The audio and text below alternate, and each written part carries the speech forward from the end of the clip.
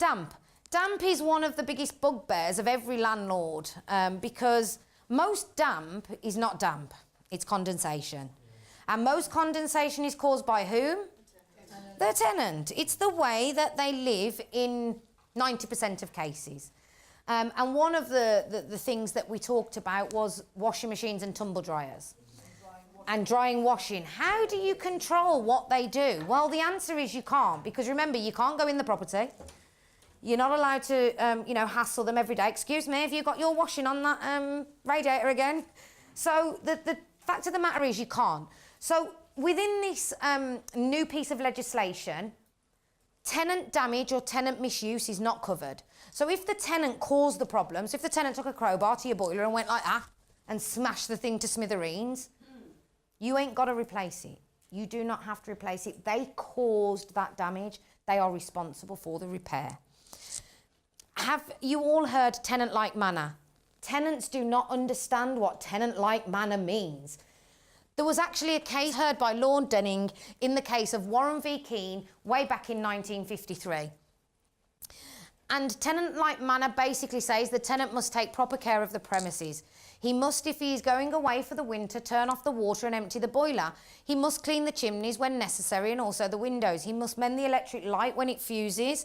He must unstop the sink when it is blocked by his waste. In short, he must do the little jobs around the place which a reasonable tenant would do. In addition, he must not, of course, damage the house willfully or negligently.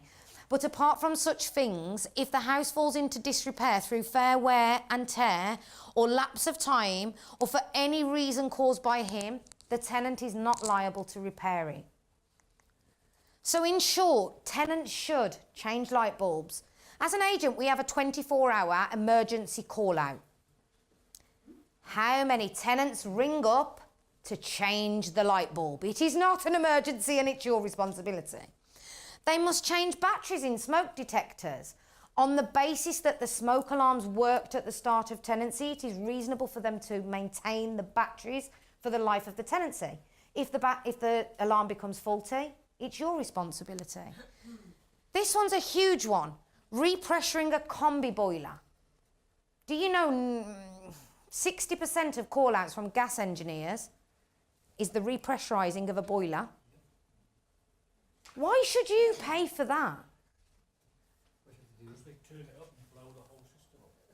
Well, it does say there that you've been given instructions to do so. Now, some tenants will say, look, I'm not a gas engineer and I don't feel confident in doing that. And I actually would be one of those people because I'm not technical. I can talk to you about the legislation, but I can't repressurise a boiler. But I wouldn't bother my landlord. I'd be willing to get somebody like my dad or somebody who I know to come in and do it for me. It's not your job to do. Well, you might just want to do it, but in the cases of a lot of our landlords live in Australia, New Zealand, what are they going to do? Just pop back and repressurise your boiler, mate? Or pay 50 quid for the local gas engineer to do it for you? But the key here is you have to give them instructions. You can't just say go on Google. You have to send them the instructions. Bleeding radiators, it's another one. What does that mean? Radiators haven't got blood. Unblocking toilets and sink. Keeping the grass cut and sweeping up fallen leaves, taking care of pests such as ants and wasps during seasonal changes. It is not your fault as a landlord that wasps decide to join us in the summer. Is it your fault? No. Why should you pay for it? Wiping away excess moisture from windows due to condensation. This is all reasonable tenant-like things to carry out. And therefore, all of these things, if you didn't carry out these items, you would not fall foul from under the Landlord and Tenant Act 1985, Section 11, repairing obligations, or the new Homes Fitness for Habitation Act 2018.